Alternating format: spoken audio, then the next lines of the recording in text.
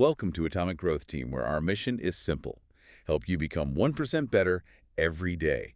I'm Uncle Ray, and alongside my fantastic co-host Susanna, we are thrilled to be your guides for this deep dive. Hi, everyone. So glad to be here with you, Uncle Ray. Susanna, we are jumping into a topic today that, honestly, I think is going to hit a little too close to home for a lot of people listening. Oh, I have a feeling you're right about that. Yeah. So let me just, let me guess. Right now, you are sitting there listening to this while you have exactly 47 browser tabs open. Probably across 3 different windows. Exactly. 3 different windows. You have 3 different note-taking apps running simultaneously. You've got, Notion for your grand life plans, maybe Evernote for those articles you promised yourself you'd read, and Apple Notes for just random shower thoughts. Don't forget the 5-year plan. Oh, right. The 5-year plan, the one that you have been meticulously tweaking and color-coding and reorganizing every single month for the last 5 years. It is exhausting just thinking about it. It really is. And the thing is, you are incredibly smart. You're capable. You are bursting with potential. So why do you feel completely stuck in neutral? While people with, frankly, half your intellect and a fraction of your potential are out there actually living your dreams. It is such a common, incredibly painful paradox, and for this deep dive, we are exploring the hidden mechanisms of the overthinking trap and a really fascinating psychological phenomenon known as smart kid syndrome. Smart kid syndrome. I love that term. Right. Our mission today is to unpack exactly why having too much knowledge, too much research, and just too much intellectual capacity is actually the very thing paralyzing you. Which sounds totally backward, I know. It does. But more importantly, we are going to break down the simple, scientifically bad 1% shifts you can make today to break free from that paralysis. Yes. Turning all that raw potential into actual, tangible momentum. I am so ready to get into this, Susanna, because the research we're looking at today completely flips the script on how we view intelligence and productivity. It really does. We're going to reveal an equation later where effort literally counts twice as much as talent. That part is mind-blowing. But, to understand why we are so stuck right now, we have to travel back in time a bit. We have to look at why the very thing that made you so overwhelmingly successful in school is the exact thing sabotaging your adult life. The smart kid label. Yes. Growing up as the smart kid felt like the ultimate compliment, didn't it? You were pulled aside, put in the advanced classes. Your teachers praised you constantly. You never really had to study for spelling tests or math quizzes. Learning just came effortlessly. Exactly. But looking back at the psychological data, that label wasn't a gift. It was actually a highly sophisticated trap. A trap that built a fragile identity. Right. Your entire identity at a very formative age got inextricably tied to doing things perfectly on the first try without ever breaking a sweat. And the psychology behind that label is absolutely fascinating, Uncle Ray. And quite frankly, a little terrifying when you realize the long-term implications. Terrifying is the right word. Because when intelligence becomes your primary identity, when your core sense of self, your ego, and your self-worth are entirely built on the foundational idea that you are the smart one, you unintentionally construct what developmental psychologists call a fragile identity. You are essentially putting yourself on a very tall, very delicate glass pedestal. And the problem with the glass pedestal is that it is terrified of anything that might shatter it. Precisely. Yeah. So as an adult, the moment something is genuinely difficult, or the moment you don't instantly understand a complex new concept, you freeze.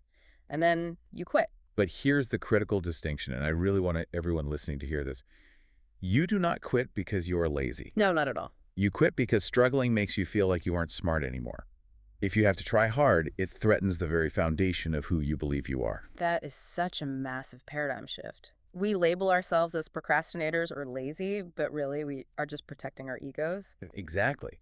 Because things were so easy for you early on, you never actually learned the skill of productive struggle. You never built the calluses that come from failing, trying again, and slowly getting better. The literature we're examining uses this incredible, vivid analogy that perfectly encapsulates this feeling. The Ferrari engine. Yes. As an adult, you now possess a Ferrari engine, but you have a tricycle work ethic. A tricycle work ethic. Wow. You have all this raw, unbelievable intellectual horsepower roaring under the hood. You can conceptualize massive projects, you see all the moving parts, you visualize the end result in stunning high definition. But the moment you hit a steep hill, The moment you actually have to sit down and do the grinding, unglamorous work, you don't know how to shift gears. You just don't have the transmission for it. so you just redline the engine, spin your wheels, and completely exhaust yourself without moving an inch forward. That tricycle work ethic is exactly why we see highly intelligent people getting entirely paralyzed by relatively simple tasks. It triggers a phenomenon researchers refer to as the curse of knowledge. The curse of knowledge. When you know too much, you lose the ability to approach a task with the simple, straightforward execution of a beginner. I think the materials give a brilliantly painful example of this, right? Oh, the gardening blog story. Yeah. Yes.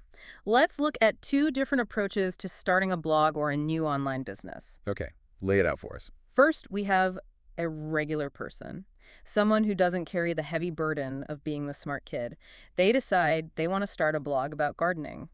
They take maybe 10 minutes to pick a basic free platform. Right. They spend another 10 minutes picking a completely average name like My Daily Garden. They sit down, rate their first post about planting tomatoes, and they hit publish. It might be a terribly formatted post. Oh, absolutely terrible. The lighting in the photos might be awful. Yeah. But it is published. It exists in the real world. Okay, I know exactly where this is going, and it already hurts. Wait. Let's talk about how the smart person approaches that exact same goal. Exactly. The smart person decides to start a gardening blog. But because they are smart, they know that site speed affects search engine rankings. Of course they do. So they spend the first 3 weeks analyzing the load times of 15 different web hosting platforms. Then they realize they need to understand SEO. So they buy 2 courses and read 47 different reviews on keyword optimization software. And it'd probably spend a month agonizing over the perfect, witty name. Right. Polling 4 different private Facebook groups for their opinions. They research color psychology to make sure the exact shade of green in their logo evokes feelings of trust and organic growth. And then 6 months go by. 6 whole months. And they have built the most theoretically optimized, meticulously planned, structurally flawless gardening blog in the history of the internet. And after all that agonizing, all that research, and all those 6 months, they haven't written a single word about tomatoes. That one word. They haven't published a single post. They have perfectly optimized a ghost town. They've built a blog that doesn't actually exist. It's heartbreaking, really. It is. But let me challenge this a bit, Susanna. Because a lot of people listening right now might say, wait, Uncle Ray, I just have high standards. I'm a perfectionist. I want my work to be excellent before I put my name on it. Isn't perfectionism just a commitment to quality? That is the ultimate lie the high IQ brain tells itself. When you strip away the rationalizations, perfectionism is rarely about having high standards. It is almost always fear dressed up in a tuxedo of productivity. Fear dressed up as productivity. Yes, because it feels incredibly productive. Yeah. You are actively researching, you are plotting out spreadsheets, taking notes. Your brain is getting the dopamine hit of doing work. Or really, you are just hiding. Exactly. You are using research as a highly sophisticated hiding place from action. You are terrified that if you actually produce something and put it out into the world, it might be judged, it might be flawed. And if it's flawed, that delicate glass pedestal, the smart kid identity shatters. Right. But the harsh, undeniable truth of the real world is this: completion always, always beats perfection. While you are endlessly refining your theoretical perfect ideas in the shadows, that person who just threw up a messy, imperfect blog post about tomatoes is out there building an audience. They're learning from real-world feedback. They are actively growing. They are profiting from their imperfect, finished work, while you are paralyzed by your flawless, unfinished potential. So what we are really saying here is that absolute fear of being a beginner again, the terror of putting out something that isn't instantly masterful, is exactly what feeds this massive roadblock. Yes. But if we know that we are literally being paralyzed by our own intelligence and this fragile identity, how do we actually bypass it? That is the big question. Because telling someone just don't be a perfectionist is like telling someone who is drowning to just breathe water. It doesn't work. How do we actually start when fear of not being perfect feels physically overwhelming? To answer that, Uncle Ray, we have to look away from psychology for a moment and dive into the actual biology of our emotions. This is where the research gets incredibly practical. Okay, I'm taking notes. Biology of emotions. The data introduces a mind-blowing neurological fact, heavily anchored in the research of neuroscientists like Dr. Jill Bolt Taylor. She studies how the brain processes emotional reactions on a chemical level. And what does the science show? It shows that no emotion, whether it is the intense, suffocating anxiety of starting a new project, the deep fear of failure, or the paralyzing dread of looking foolish in public, lasts longer than 90 seconds unless you actively choose to feed it. Okay, I have to stop you right there, Susanna, because that sounds entirely impossible to anyone who has ever dealt with anxiety. I know, it really does. If I am stressed about launching a new project, or if I have to give a massive presentation at work, my heart isn't just racing for a minute and a half. I am sweating about it for 3 weeks straight. I do sleep over it. I feel that tight chest all day long. How can the science possibly claim it is only 90 seconds? It's a brilliant question, and it is the exact pushback most people have when they first hear this data. Here is how you have to understand the mechanics of it. When an emotion is triggered, let's say you sit down at your computer, you open a blank document to finally write that blog post, and you feel that sudden spike of terror. Yep, I know the feeling. What is happening biologically is that your amygdala, the fear center of your brain, has perceived a threat.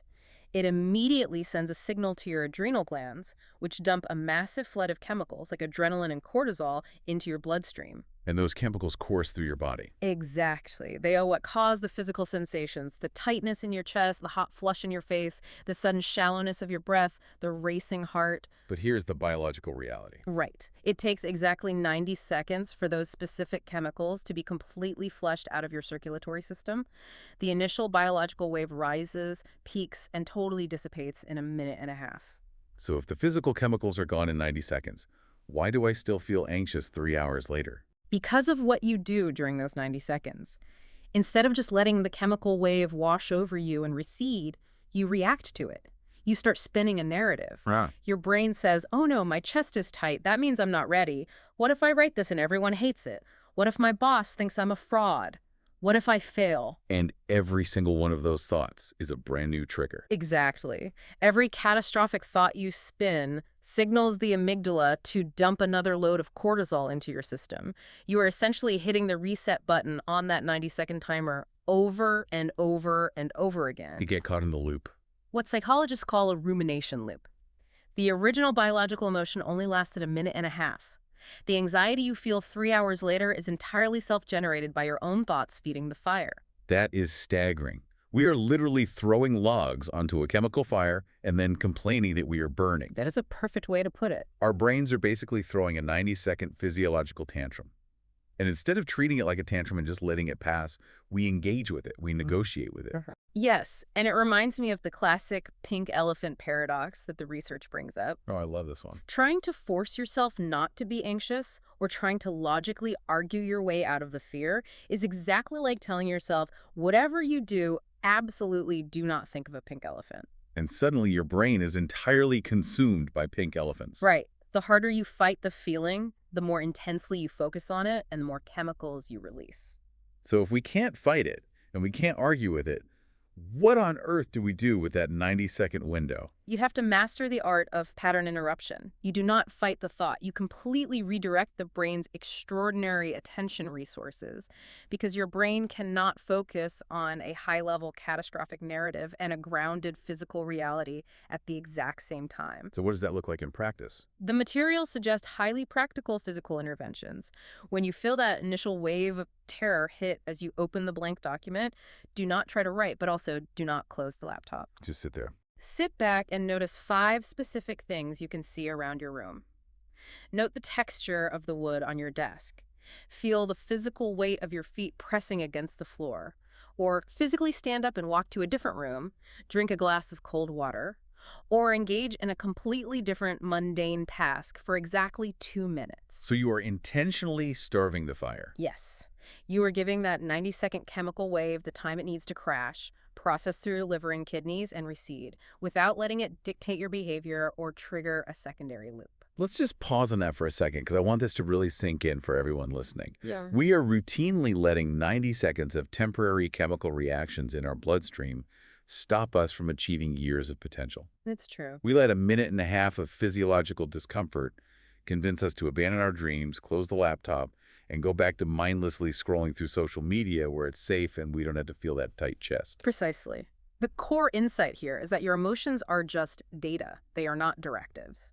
That we're providing you with ancient evolutionary information. Hey, this new task feels risky. You might be judged. The tribe might reject you. But they do not get to make the final executive decision. The pause between feeling that initial wave of fear and choosing to take action anyway is where your true power lives. You do not have to eliminate the fear to start. No. Waiting for the fear to go away before you start is a fool's errand. You just have to outlast the 90-second chemical flush. Okay, so let's say we do it. We outlast the 90 seconds. We don't run away. We beat the chemical flush, and the anxiety recedes. But Susanna, a blank page is still a blank page. Yes, it is. How do we build actual sustainable momentum once we step past that initial wall of fear? Because relying on white-knuckle willpower every single time we sit down to work sounds exhausting. It is exhausting, and it doesn't work long-term. This is where the research takes a fascinating pivot. It moves away from just managing our emotions and dives into completely rewiring how we fundamentally see ourselves. Building permanent momentum. Right. Not through sheer effort, but by changing our identity. This brings us to what behavioral psychologists call the identity-first principle. Yeah, identity-first principle. When you look at why people fail to achieve their goals, it almost always comes down to how they frame the goal in the first place. Most people set goals based entirely on outcomes. They look at the end result they want and say, I want to read 50 books this year, or I want to get fit and lose 20 pounds, or I want to write a 60,000-word novel. Which sounds completely normal. That's how we're taught to set goals. It is, but your brain naturally violently resists that kind of framing. To your brain, reading 50 books feels like a massive, daunting, exhausting external chore. It feels like an obligation. It creates massive cognitive dissonance. Exactly. If you currently spend 4 hours a night watching television, your internal identity is, I am a person who relaxes by watching TV.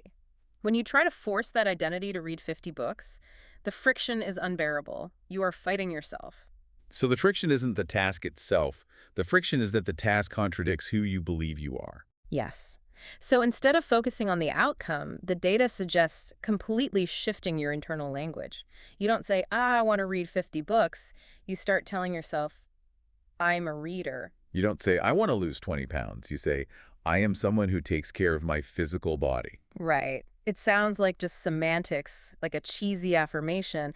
But the psychological impact of that subtle shift is absolutely massive. Because it changes the entire architecture of decision-making. Exactly. When you truly start to believe that you are a reader, you no longer need Herculean willpower to pick up a book instead of the remote control. Why? Because picking up a book is simply what readers do. It aligns with your internal self-image. Your behavior automatically shifts to protect and validate your identity. However, as the research astutely points out, simply declaring a new identity isn't enough. You can't just stand in the mirror, shout, I am an athlete, and suddenly enjoy running marathons. That would be nice, but no. Taking on a new identity can feel overwhelming and fraudulent at first.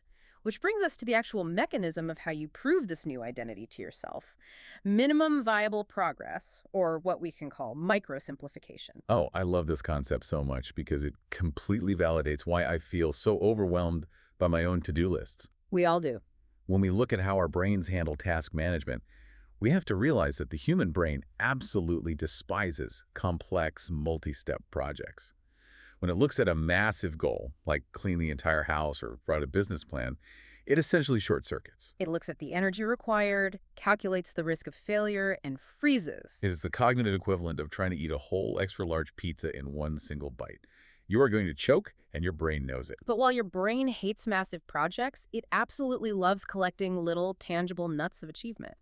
It operates very much like a squirrel storing away acorns. The brain is wired to release dopamine. Yes, the neurotransmitter responsible for motivation, pleasure, and craving. And it releases it every time we complete a recognized task. So instead of writing, clean the entire kitchen on your to-do list, which immediately triggers that overwhelm and that 90-second anxiety wave we just talked about, you have to micro-simplify it to an almost absurd degree. Right. Your only task, the only thing you have to accomplish, is put one single plate in the dishwasher. That is the minimum viable progress. And the beauty of put one plate in the dishwasher is that the barrier to entry is so comically low that your brain doesn't even have time to mount a resistance. Exactly. You don't need willpower to pick up one plate.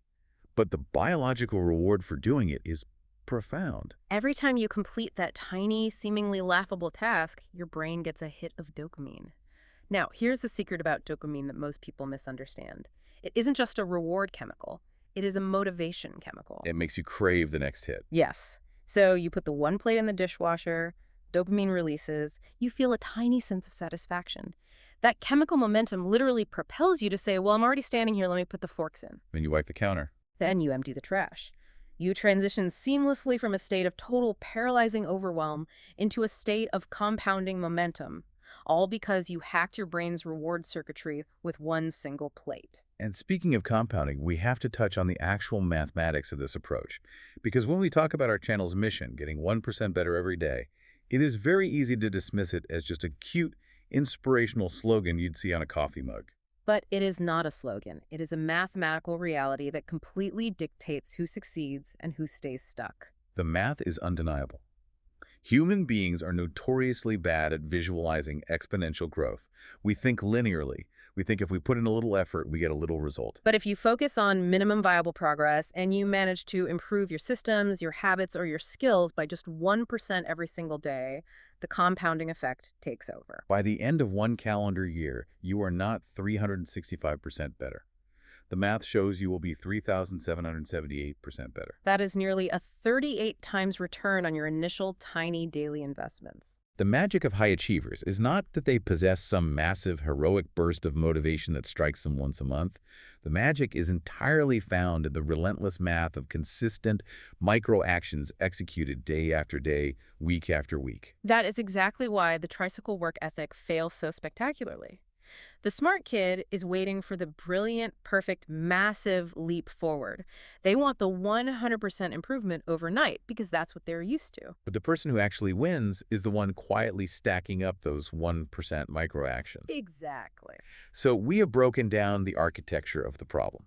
We've looked at the fragile identity of the smart kid syndrome, the biological reality of the 90-second emotional wave, the friction of outcome-based goals, and the neurochemistry of microsimplification. We have covered a lot of ground today. We really have. Now, we need to transition into the absolute most important part of this deep dive.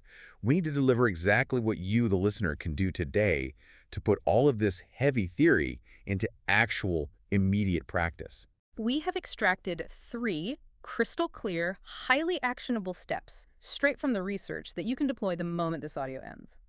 All right, Susanna, hit us with action number 1. Action number 1 is what the behavioral researchers call the good enough standard. This is your daily, practical anti-perfectionism practice. You need to consciously, intentionally accept good enough for the vast majority of tasks in your life that do not require absolute brilliance. We are applying the famous Pareto principle, or the 80-20 rule, directly to your energy output. Yes, you have a finite amount of cognitive energy every day. Save your meticulous, obsessive perfectionism for the 20% of things that truly move the needle in your life.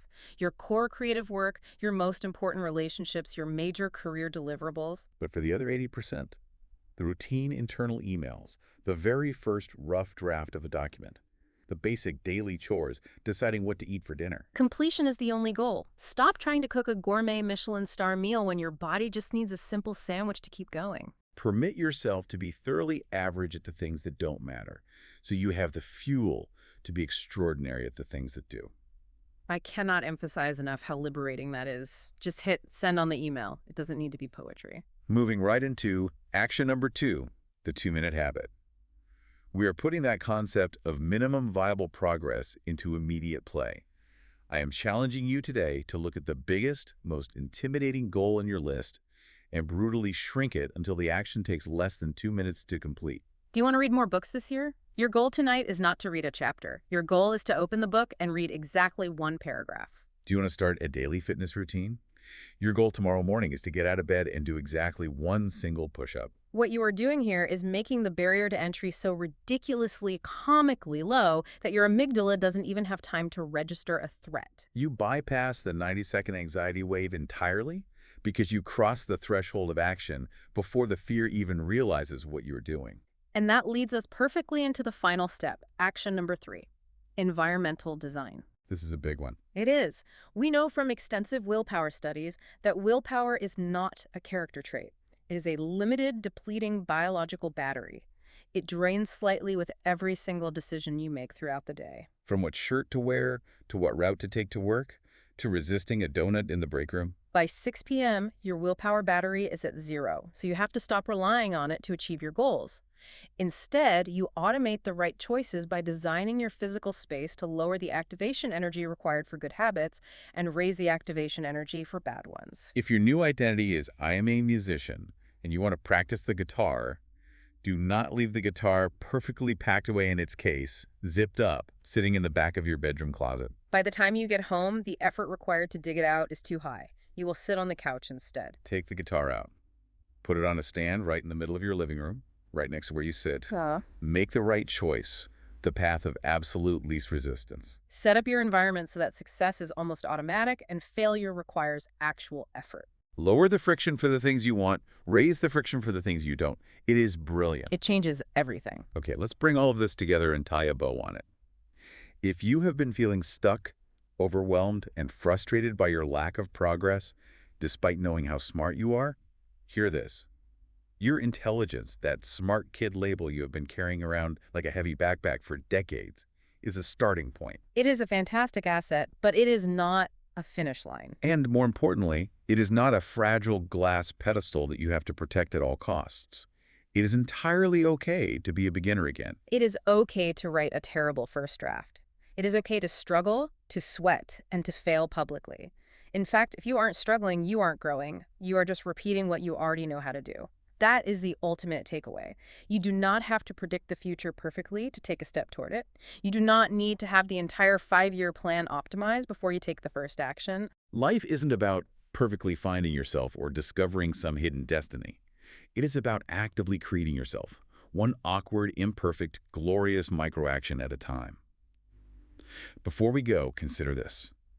If your intelligence has been your absolute best shield against failure your entire life, what incredible, unimaginable things might you accomplish if you finally put the shield down, stepped onto the battlefield, and let yourself just be a beginner? We will leave you to mull that over. Here is your challenge for today. Right now, the moment this ends, close 46 of those 47 browser tabs. Pick one tiny 2-minute action that moves you toward your biggest goal and give yourself absolute unconditional permission to do it poorly today. Just start. Just start. We are the Atomic Growth Team, and we are here to help you get 1% better every day. We will see you on the next Deep Dive.